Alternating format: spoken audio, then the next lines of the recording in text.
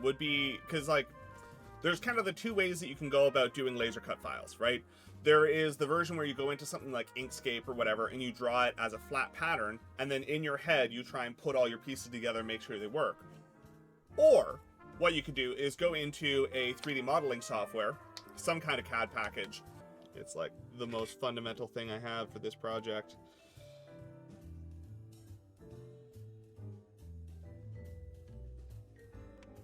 Which is a little silly, but sometimes that's just how it goes. Sorry for blocking your view. Fine. That's nice. That's always what you want. Ugh. That's irritating. Okay. Let's put this back in the frame then and...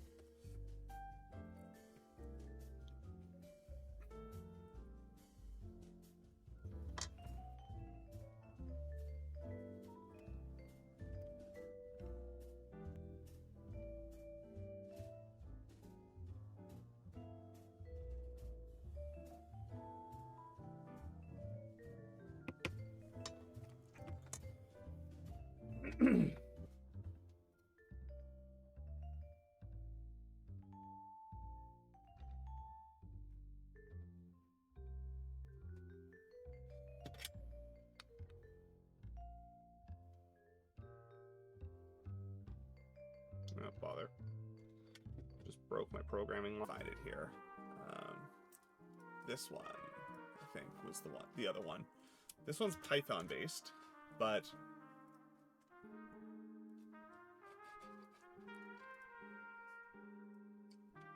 yeah, that one allows you to actually do really complicated shapes. Nothing wrong with that. Laser is awesome in that way because it's harder to do that with CAD files, because for like 3D printing rather, because usually you get STLs, which are kind of like a picture of the outside of the model and you have no other information, and it's an approximation, a triangular net wrapped around that object. But with, I assume a Dextron G7 is probably like a constant glucose monitor, would be my guess, given our constant fusion reactor is the next step. Yeah, glucose monitor, I thought so. Fusion reactor is the next step. Yeah, I mean, obvious.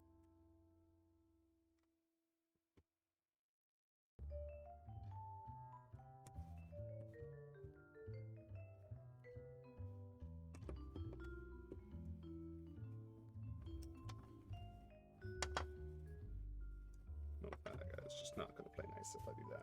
Play.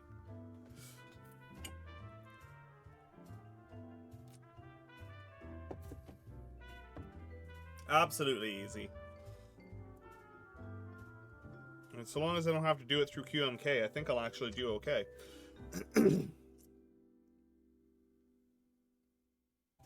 Alright. Fine. Board's still nice and secure, so.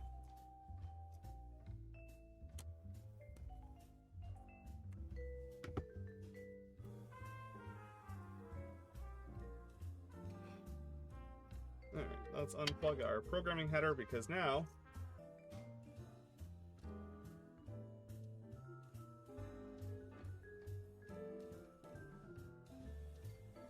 okay.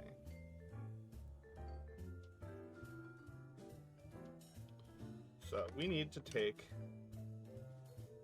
one of these very, very tiny wires and 3D model the thing with your material thickness. Because especially if you're going to do boxes, you tend to use finger joints or bolt joints or anything like that, where your material thickness makes a big difference. If you got a 1/4 inch thick material and your fingers only overlap by 1/8 of an inch, then obviously you're going to end up with really weird, wonky looking edges. But yeah, Maker Case is one of a couple of different options. But there's a couple of really fun tools for that. And there was another one. Let me see if I can set pin. There's some short there. The next likely candidate is that the chip itself is holding it under reset because of some error state.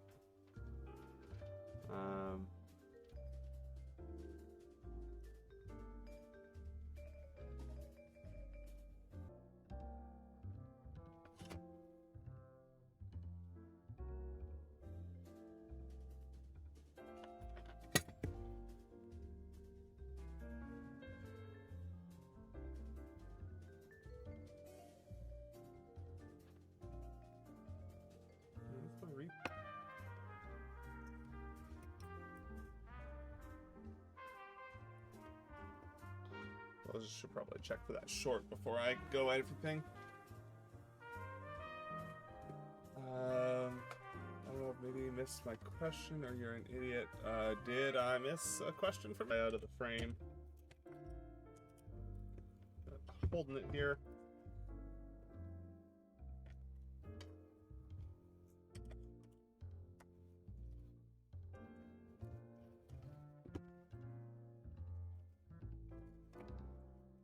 I can flip the board around a bit. Connected to that pin right there, which you can't really see much, but I swear it's there.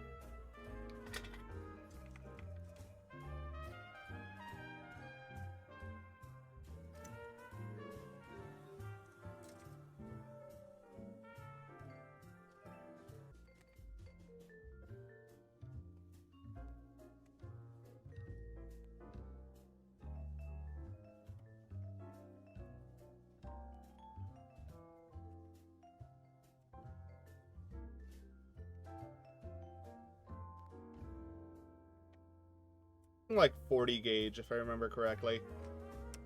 It's silly thin.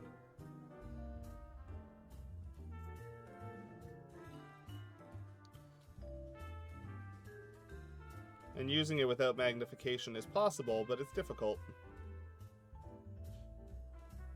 I'm gonna work with this stuff again. You know, I had this spool for years and didn't use it at all. It was one of those things I bought and I told myself, oh, it'll be useful eventually. And then like, it probably won't be. I probably won't need it. And now, like electronics boxes or hinges or keypads, etc., etc., etc. That one's probably the better one for you if you're trying to do something weird. Can sculpt though and make flat packaging meshes. Well, the nice thing is the 3D modeling only.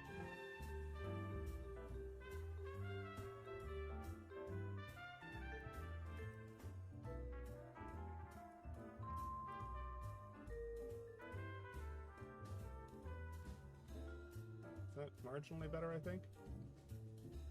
Does look like it's a bit out of focus though.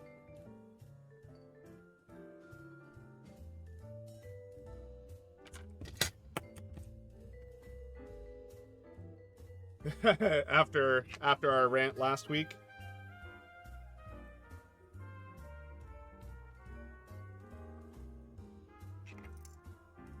Laser cutters, you have basically the design files right there, right? It's a DXF or SVG or something of that nature, which is already in itself editable.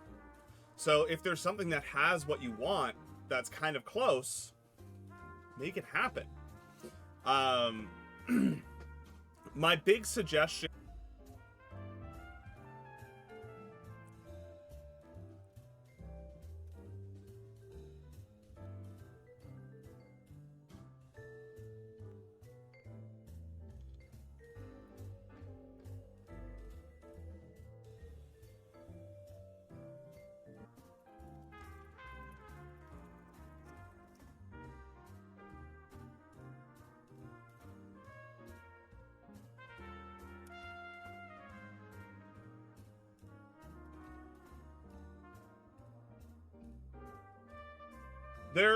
So I will say there is new. Hold on. Oh, I have a question, Mossman. I want to design a laser file for a box and don't know where to start. Hold, please.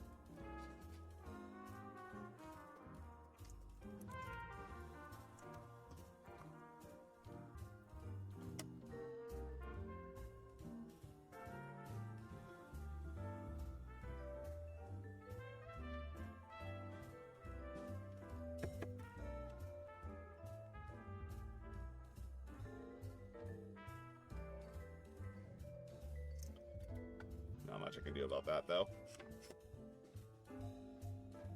Turn it like this. Maybe that'll help. See if I can't put some filters on this guy and make it look a little bit better.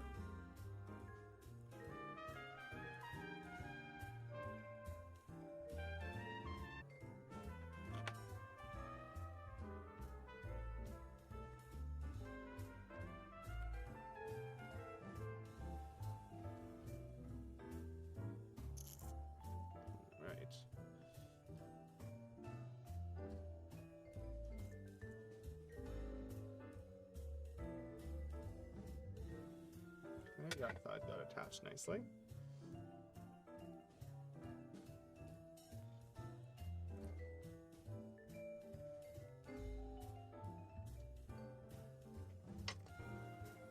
Tiny, tiny wire, right? I think this is something...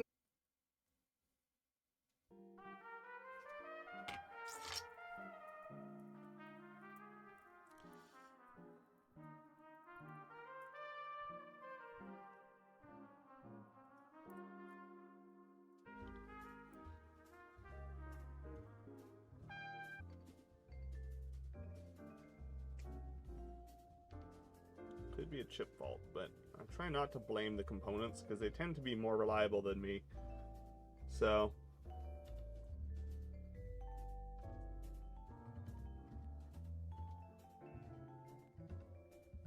it needs to be as complex